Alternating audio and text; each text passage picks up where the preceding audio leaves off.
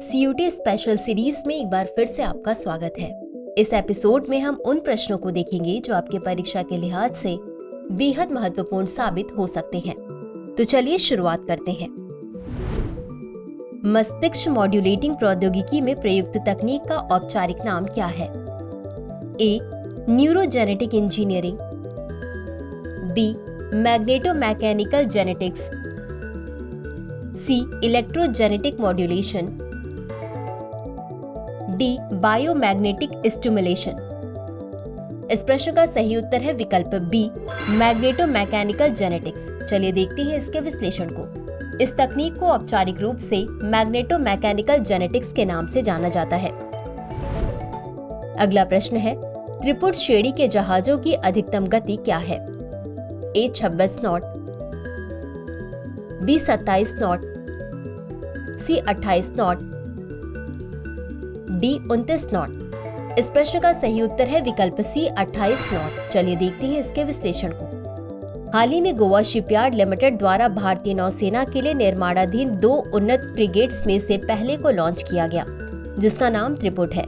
यह 28 नॉट की अधिकतम गति तक पहुंच सकता है। अगला प्रश्न है, Henley passport index 2024 global ranking में कौन सा देश शीर्ष स्थान पर है? A. Japan, B. Singapore, C. Germany, D. Spain. इस प्रश्न का सही उत्तर है विकल्प बी, सिंगापुर। चलिए देखते हैं इसके विश्लेषण को। हेनले पासपोर्ट इंडेक्स 2024 जुलाई ग्लोबल रैंकिंग के अनुसार सिंगापुर शीर्ष स्थान पर है, जो 195 देशों में वीजा मुक्त पहुंच प्रदान करता है। अगला प्रश्न है, किस संस्थान ने डाक विभाग के साथ मिलकर डिजिपिन प्रणाली विकसित की है? A. IIT Bombay, B. IIT Delhi, C. IIT Madras, D. IIT Hyderabad. इस प्रश्न का सही उत्तर है विकल्प डी, IIT हैदराबाद। चलिए देखते हैं इसके विश्लेषण को। डाक विभाग ने डिजिटल पोस्टल इंडेक्स नंबर यानी डिजिपिन प्रणाली विकसित करने के लिए IIT हैदराबाद के साथ सहयोग किया।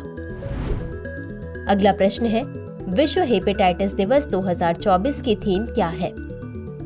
ए. It's time for action, B. Fight against hepatitis, C. End hepatitis now, D. Hepatitis awareness. इस प्रश्न का सही उत्तर है विकल्प A, it's time for action. चलिए देखते हैं इसके विश्लेषण को। हर साल 28 जुलाई को विश्व हेपेटाइटिस दिवस मनाया जाता है। इस वर्ष विश्व हेपेटाइटिस दिवस 2024 की theme it's time for action है। अगला प्रश्न है, जापानी दवा कंपनी टेकेडा द्वारा विकसित डेंगू वैक्सीन का नाम क्या है? ए. Dengvaxia, B. क्यूडेनगा, सी. डेनगार्ड, डी. वैक्सटे।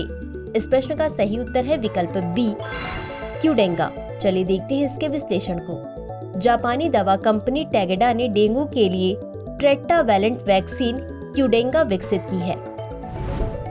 अगला प्रश्न है, उद्योग वर्गीकरण के संदर्भ में श्वेत श्रेणी क्या है?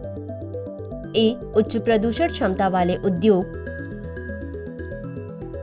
बी. मध्यम प्रदूषण क्षमता वाले उद्योग, सी. पर्यावरण नियमों से छूट प्राप्त उद्योग, डी. गैर प्रदूषणकारी उद्योग। इस प्रश्न का सही उत्तर है विकल्प डी, गैर प्रदूषणकारी उद्योग। चलिए देखते हैं इसके विश्लेषण को। श्वेत श्रेणी से तात्पर्य गैर प्रदूषणकारी उद्योगों से है, जिन्हें स्थापित करने और चलाने के लिए राज्य प्रदूषण नियंत्रण बोर्डों से पूर्व अनुमोदन की आवश्यकता नहीं होती है। अगला प्रश्न है, लिस्टेरियोसिस के कुछ सामान्य लक्षण क्या है?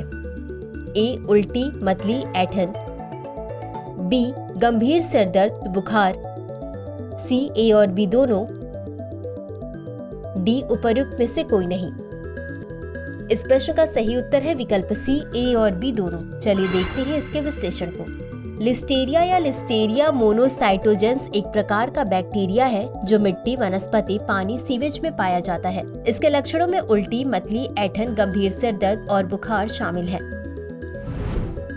अगला प्रश्न है, कारगिल विजय दिवस प्रतिवर्ष कब मनाया जाता है? ए. 25 जुलाई, बी. 26 जुलाई, सी. 15 अगस्त, डी 26 जनवरी। इस प्रश्न का सही उत्तर है विकल्प बी 26 जनवरी। चलिए देखते हैं इसके विश्लेषण को। कारगिल विजय दिवस हर साल 26 जुलाई को मनाया जाता है। बता दें कि कारगिल युद्ध के दौरान भारतीय सेना ने ऑपरेशन विजय शुरू किया था। अगला प्रश्न है, लद्दाख से प्राप्त चट्टान वार्निश की सतह के रसायन विज्ञान का विश्लेषण करने के लिए किस तकनीक का उपयोग किया गया था? ए. एक्सरे विवर्तन, B. Scanning electron microscopy, C. X-ray photo electron spectroscopy, D. Transmission electron microscopy. इस प्रश्न का सही उत्तर है विकल्प C, x-ray photo electron spectroscopy. चलिए देखते हैं इसके विश्लेषण को। शोधकर्ताओं ने चट्टान वार्निश की सतह के रसायन विज्ञान का विश्लेषण करने के लिए एक्सरे फोटो इलेक्ट्रॉन स्पेक्ट्रोस्कोपी का उपयोग किया। तो चलिए अंत में देखते हैं आज के अभ्यास प्रश्न को। 2023-24 में कृषि खाद्य निर्यात में प्रसंस्कृत खाद्य निर्यात का कितना प्रतिशत हिस्सा हासिल किया गया है? ए. 13.7%, बी. 18.4%, सी. 20.4%, डी. 23.4%। इस प्रश्न का उत्तर कमेंट बॉक्स में जरूर दें। आज के लिए बस इतना ही। धन्यवाद।